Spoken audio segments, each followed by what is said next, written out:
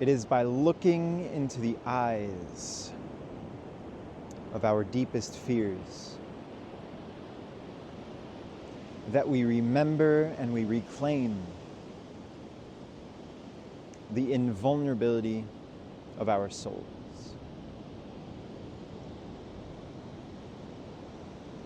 Now, what this means is that within this realm where fear and pain are not only parts of this game, but seemingly essential and inescapable parts of this game, illusorily inescapable, we have the ability to perceive them, to choose to perceive them as the teachers which they have the potential to be. Now, of course, if we choose to be victims to our pains and our fears, they can, instead of being teachers, be sources of demise and paralysis, wherein the infinite power of the mind and of the soul come in, which have the ability to choose how to perceive particular instantiations of reality.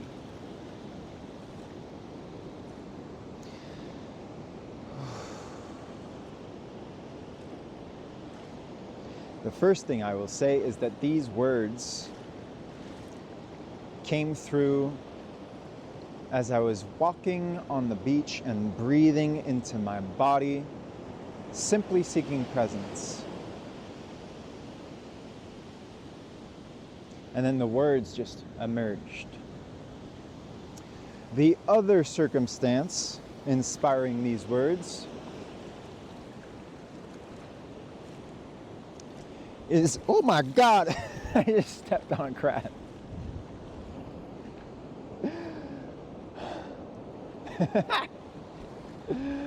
A YouTube comment, a comment on one of my videos that I posted. A comment where someone was asking for guidance about PTSD, anxiety, and thought loops that are tormenting them, that are too painful to confront sometimes, and resorting to drugs to cope with these pains.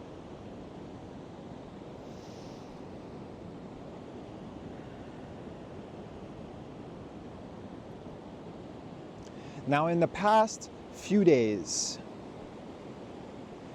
in some moments more deeply than others, I have been initiating a journey of confronting the deepest layers of my fears, my pains, and my traumas.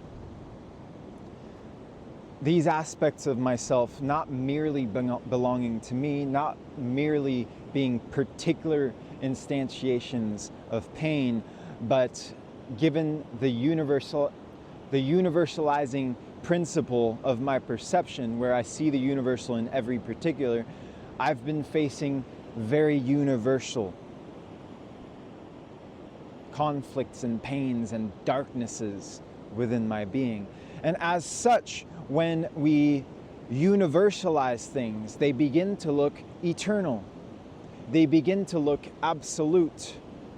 They begin to look grand and massive and impossible to overcome. And actually, I'm really grateful to be sharing these words because I'm realizing, whoa.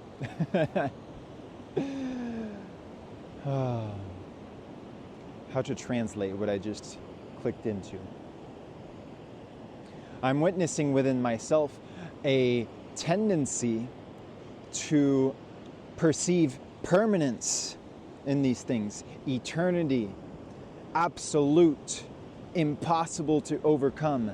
It is when I witness these ephemeral aspects of my pain and my traumas and my demons, let us say, and I cling to some kind of permanence to them, and fearfully I do that. Fearfully I project upon them like, oh my God, what if this is going to be forever? What if I'm stuck like this? What if this is an eternal prison?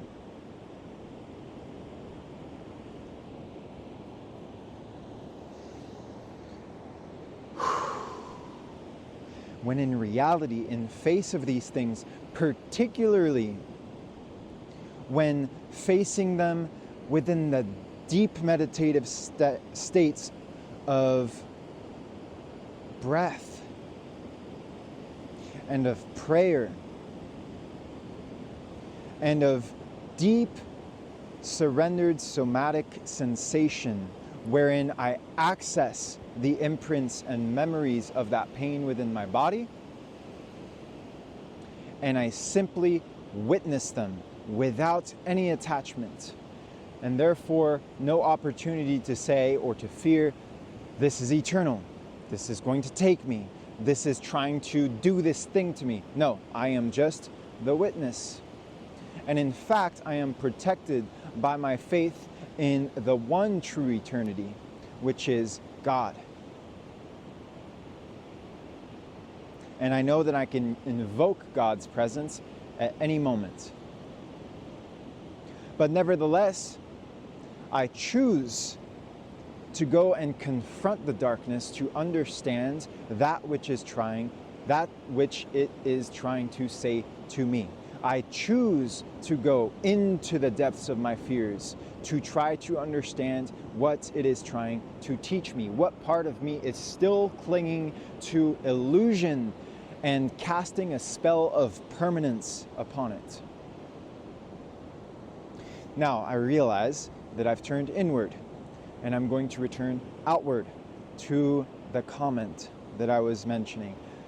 Friend, I pray that you speak this language. I pray that there is resonance here.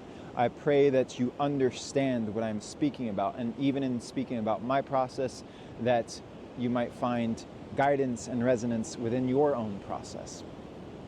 Nevertheless, specificity with relation to what you were speaking about.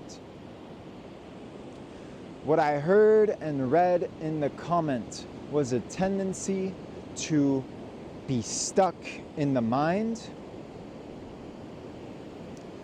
with a fear of actually allowing the feelings that are appearing: post-traumatic stress disorder, trauma, pain, torment. These things do not feel good. They do not feel comfortable. They do not feel safe within the body. And so the mind will try to create any kind of escape route to avoid feeling that pain. But we know this, and we are conscious of it. I'm going to turn around so I can see the sun. And this is good because this reminds me. Carl Jung spoke in one of his books about speaking with a schizophrenic who was watching the sunset and telling Carl Jung, like, don't you see like the aureole, the halos around the sun, the angelic mystical light that's pouring out? And Carl's like, no, I don't see it. But he wrote about it, and he's like, the schizophrenics aren't just like schizos. They're not just like deluded. They're just tapped into the ethereal realms and the mystical realms, which are real and which contain as much hellish depth as they do heavenly light. And when we remain ungrounded, and when we are lost and confused, especially in a world of paradigms that are rooted in scientific delusion, then someone might not know what to do with that. Back in the days, they would go like to the churches and to the indigenous ritual ceremonies, or to the temples, whatever it might have been.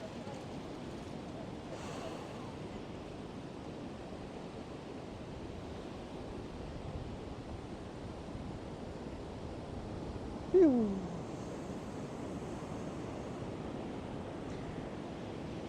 I wrote a poem about this earlier. Things like schizophrenia, PTSD, these are mental concepts. And the thought loops themselves, they are mental energy. Beneath the concepts, beneath the looping thoughts, there is actually somatic energy, sensation energy, which is wanting to be communicated, and which is wanting to be felt, and which is wanting to be understood, held, loved, and processed into catharsis.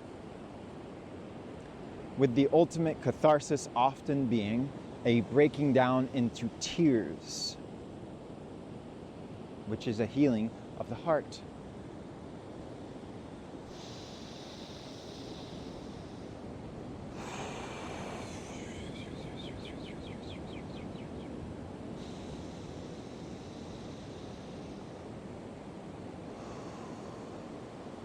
So to my friend who left the comment,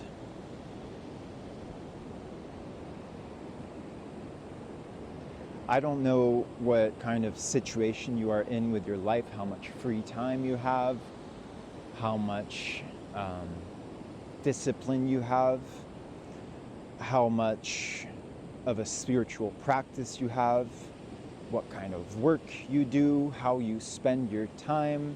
These are things that would be useful to know. But nevertheless, I can give some general advice, and hopefully this advice that is for you personally can be helpful for others. And in fact, it should be, because the things that I'm going to talk about have been tremendously helpful for me, and they should be universally applicable.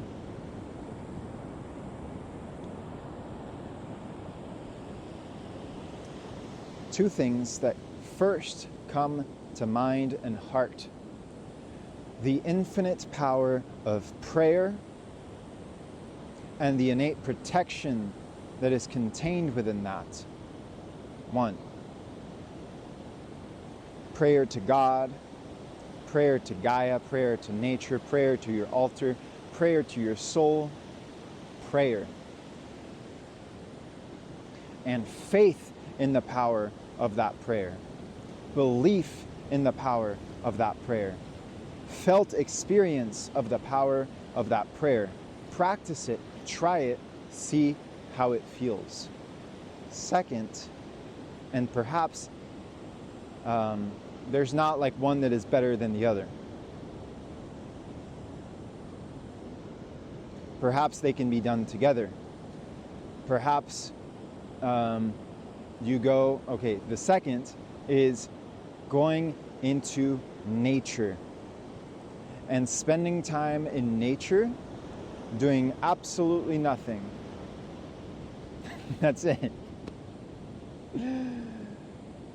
Now, when I say doing absolutely nothing, I mean stepping away from the phone. Leave the phone in the car. If you want to bring a journal, maybe you do, but for now, no journal.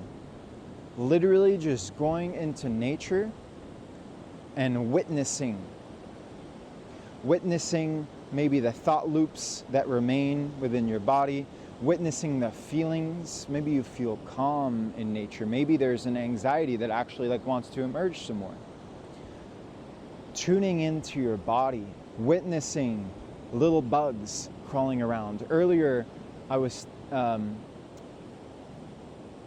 outside my house. There's a little ant trail. The ants have created a trail, and I dropped a little piece of mango on the trail, and I observed ants for 15 minutes straight, literally just hyper focused on these ants tearing apart this piece of mango. And finally, one of the ants got a piece of the mango and started taking it towards its den. And I'm like, well, I kind of want to follow this ant now and see where it's going, but I didn't. That will be one of my life's deepest regrets. Not really. It felt like the time to go.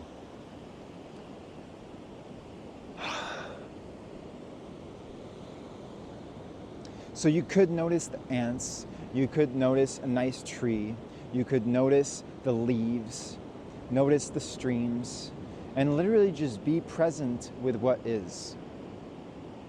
These are two of the cornerstones to step away from the hyper-intellectualization that stands in the way of the feeling and the fears and the triggers, and developing a relationship with these things which emerge as the sacred intelligence of your body communicating with you. Now, when we're talking about something like trauma, when we're talking about something like pain, when we're talking about tormenting thought loops, these are energies which are stored and might we even say like disharmoniously trapped within your body. And the more repressed they become with something like thought loops, the more extreme their energy is going to become, because that energy needs to move and needs to express itself, but it's being repressed and constricted. So it's like an imploding star that eventually, like, it's going to be so constricted that it's either going to burst open into a new star or turn into a black hole and a void. And I'm so grateful for this metaphysical discovery which has just come through. Because those compressions, which then turn into black holes, are then the voids which simply cannot be filled by false pleasure.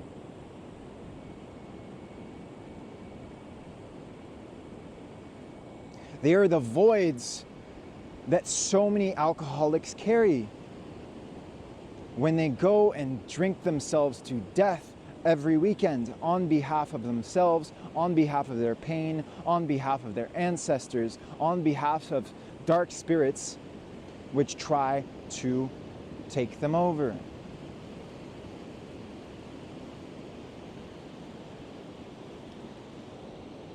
Dark spirits may very well simply be manifestations of our unintegrated pain. And ultimately, I am unafraid to name these things, because when we rediscover our angelic lights, when we rediscover the powers of our souls, we discover within ourselves an ability to melt these illusions with love. And we rediscover our soul's invulnerability to such things, especially when divinely aligning our wills with God freely, with free will, and recognizing within our free will the ability to discern between false temptations and the true pleasures of reunion with our own divinity and God. Now,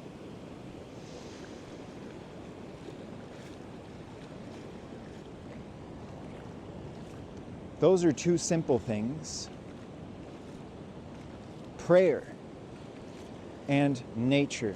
Now, there is also the fact, and this is probably what your question is more deeply referring to, of when these triggers really pronounce themselves and they become absolutely overwhelming to the point that there feels like there's a need to numb them, to escape from them, to like use drugs to cope with them, to suppress them. But I'm going to give some simultaneously soft and fiery medicine to tell you that these drugs that come from the medical industrial complex, they might be like Band-Aids, but in the meantime, the suppression is still happening, and the creation of the void, or the implosion leading to the explosion of a star, are still happening and gradually building up and cultivating within yourself. And if you do not address the void or the implosion itself, then the things are still only going to keep happening and likely get louder. Now, that's not to say that I don't know your situation. Like, it's not to say throw all your medications into the ocean and go cold turkey on everything. There is a graceful way of slowly letting go and returning to the organic and innate self-healing capacity of your body and of your being and of your soul, realigning with God.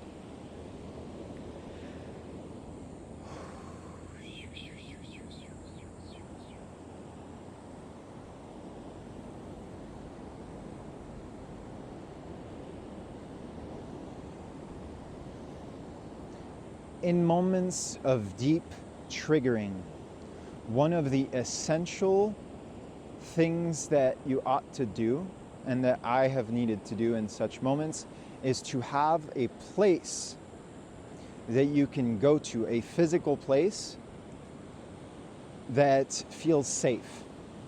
This might be your bedroom. This might be a place in a forest. This might be a coffee shop you really like. And ultimately, the goal is to create and find that place within yourself, within your body, and to be able to access that space at any time by way of breath.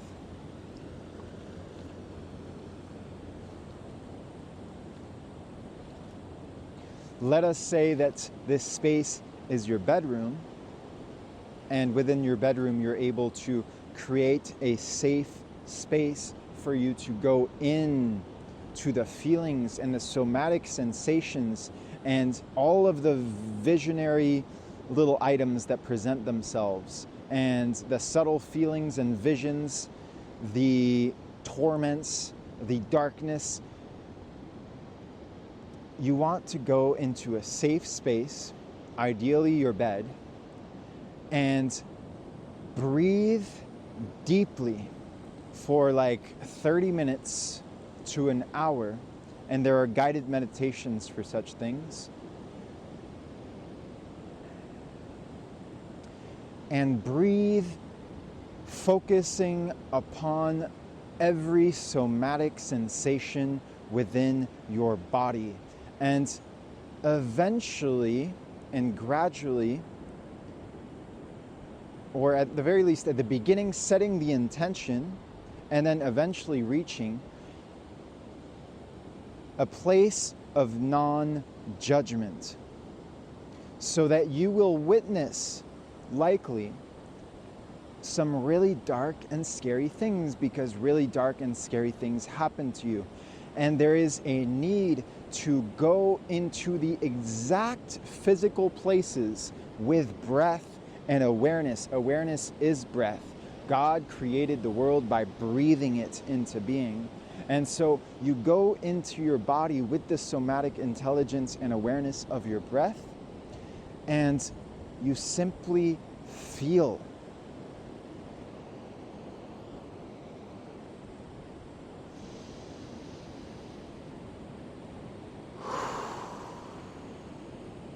Just feel.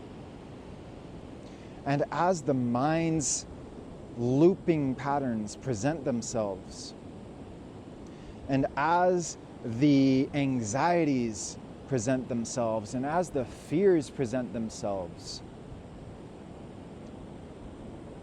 you continue to witness from a state of neutrality and from a space of feeling.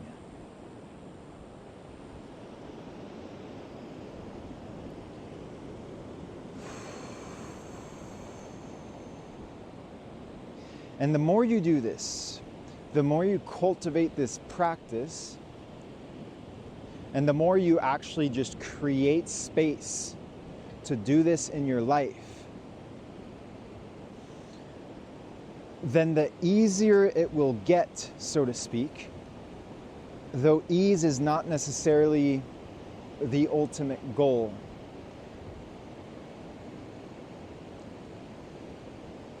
But there is a way in which all of these tensions within the body, all of these traumatic memories, all of these pains, all of these loops, all of these wild energies which feel like they are too much to bear,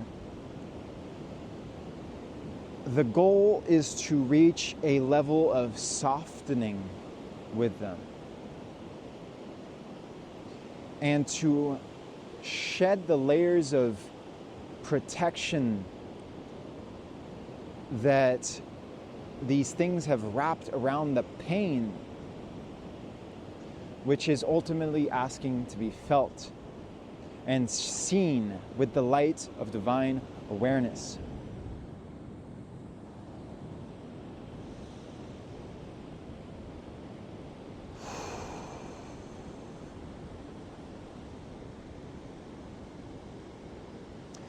The intelligence of the body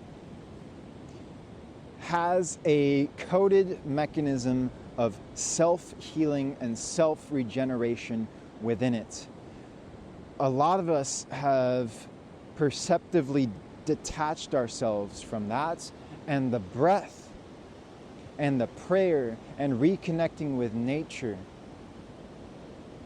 are some of the keys to reconnect with those parts of ourselves.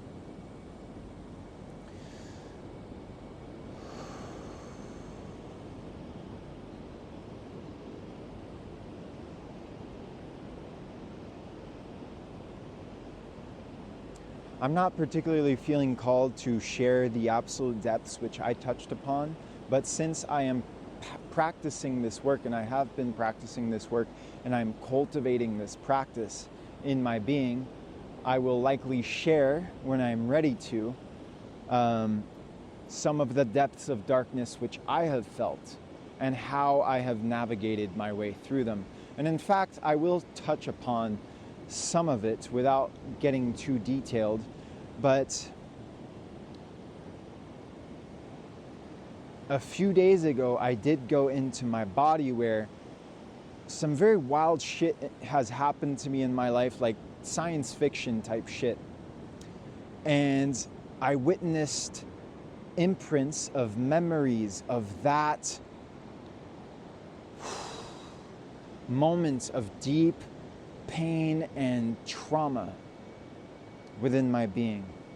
And I felt it resurfacing as if it was happening, and my body's reaction was like this trembling and this like, oh my God, oh my God, oh my God, no, it's happening again. Oh fuck, it's happening again. No, no, no, no, no, this is the end of my life. I'm going to die. And in that moment, since I had breathed myself specifically to that place, I witnessed my mind's desire to pray for protection, to essentially cast away demons, being like, be rid of this. This is evil. This is bad. This is horrible. I must get rid of this. I noticed that for a moment, but then I felt and remembered the importance of surrendering to the feeling itself and simply allowing myself to witness the feeling passing by. And what was helpful there was a reminder that I'm going into this with a knowledge and an awareness that I'm going to confront these things within myself, and that as they emerge, I already know that they are temporary because I am specifically triggering them so that they'll recede.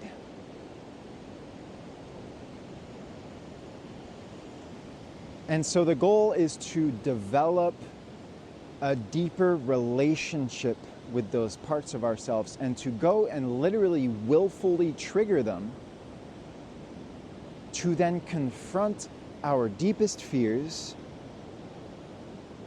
and look them in the eyes and say, what are you wishing to express to me? What are you wishing to teach me? Here I am, as a being of infinite love, simply seeking to reclaim my light and to heal.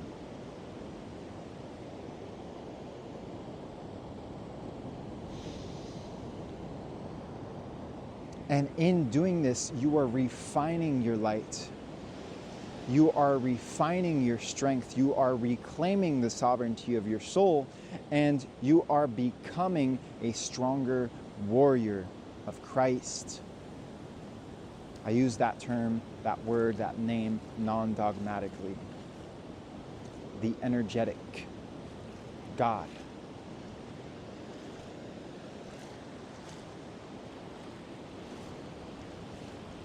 The last thing I'll say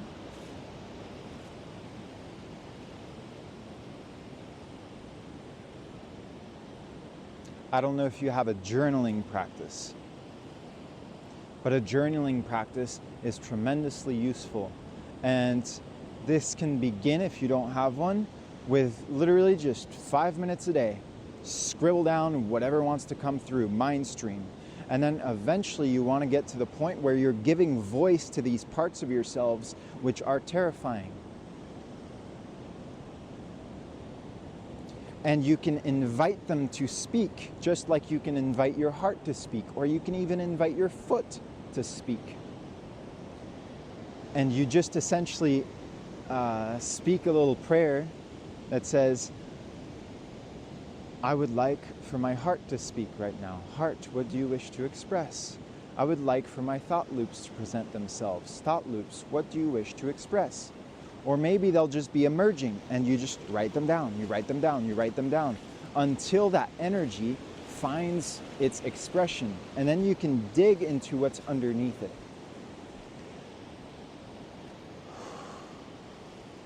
One of the goals of this kind of writing practice is to achieve a somatic sensation,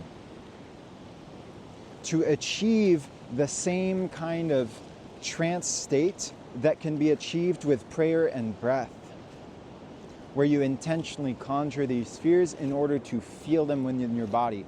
And words should have an ability to, words not should have an ability, words do have an ability to conjure feeling and conjure a trance state and conjure a transcendental communion with the divine.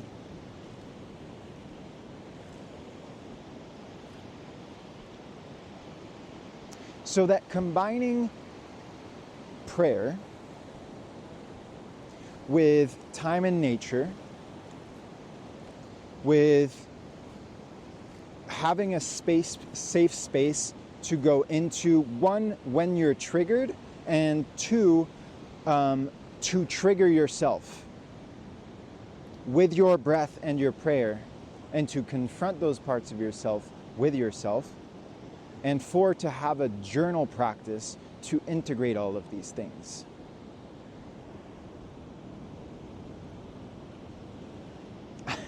I hope, and five, this is of tremendous importance, and I didn't name it for some reason, but it's diet. Like, you got to eat really clean, and so much food is poison these days. And so I'm like operating on the assumption that people are aware, they're like, that people know this. But yeah, that is also an essential ingredient.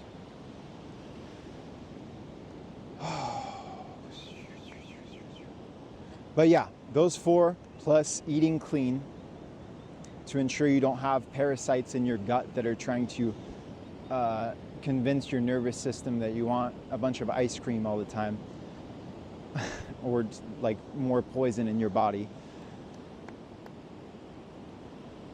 Those practices, I pray and I hope, should be helpful, if not for you specifically, for anyone who found some kind of resonance in these words. I certainly know that these practices have, like, I'd probably be dead without them. It might be an exaggeration, but if I wouldn't be physically dead, I would be energetically and soulfully dead. So, those are essentials prayer, nature, connecting with the somatic experience of your body, and then journaling, and then eating clean. And eating is energetic as well. All of your consumption, bring awareness to what you are consuming, why you are consuming it. Anyway, that's a whole other thing. So I'm going to leave it at that because the sun has set and I've apparently been rambling for 40 minutes when I was not expecting to. But words wish to flow like a fountain. And to the fellow Scorpio, this is the last thing I will say. I am a Scorpio sun and moon and Mercury. Mercury is communication. So there are depths that are like touched upon in these words, and they are energetically contained within the breaths which I breathe and speak to you and to the world. As a Scorpio, it is part of, okay, so quick astrology lesson. The luminaries, the sun, the moon, Venus, Mercury, the planets, these are soul energies. They're like spirit energy. And then the zodiac, Scorpio, Aries, Gemini, Sagittarius, these are archetypal filtration systems for the luminaries to pour through. And then the houses on your charts are the areas of your life, the material areas in which, like in your interaction of your body with the world, the spirit energy will filtrate through the zodiac and then materialize to be experienced in a particular house in your reality. So look at your Scorpio placement. You're talking about your sun, and look at what area, what house it is in. It might be the 8th house with what you have talked to me about, but it could be others. 8th house of transformation. And the point is, you are a Scorpio. I hope you're still watching. I hope this was helpful. As a Scorpio, Scorpio goes into the depths of the underworld to retrieve soul fragments and to essentially confront all of the darkness and the inversions of Hades and the primordial matrix of the womb, and then emerge out of that darkness to become an eagle, to turn from a scorpion, venomous and piercing and with pincers, and then take flight into the form of an eagle and a phoenix, and rise from the ashes of its death into resurrection. And to do so in a way that is deeply somatic and felt and like psychically charged with little visions inside of the sensation. So your soul, your sun, soul sun, is coded with that essence, with that superpower of having the ability to descend into the darkness, to let anything that needs to die, to let that burn down into ash, and then to rise from it and refine your soul essence from that journey into the underworld, into an ascent into heaven and heavenly reclamation of your soul. Now, this belongs to Scorpio in particular, but it also belongs to the universal human journey. Every human being has to go through particular facing of fears and deaths and resurrection. But Scorpio is particularly designed to do so really like somatically in a way that is so deeply felt and to have to confront it all. I'm going to stop talking because otherwise I'll just keep going on forever. I pray that it was helpful for you, whoever you are, but specifically the person who commented. Thank you for the opportunity to retrieve this guidance, which will certainly be useful for me as well, from the depths, and to offer them to the world. So thank you. Many blessings and much healing to you. I pray that all goes well, and you let me know how all of this landed. And if it was too intellectual, put it all down, throw your phone in the ocean, and just go do nothing in nature. And eventually, you will heal. All right, goodbye.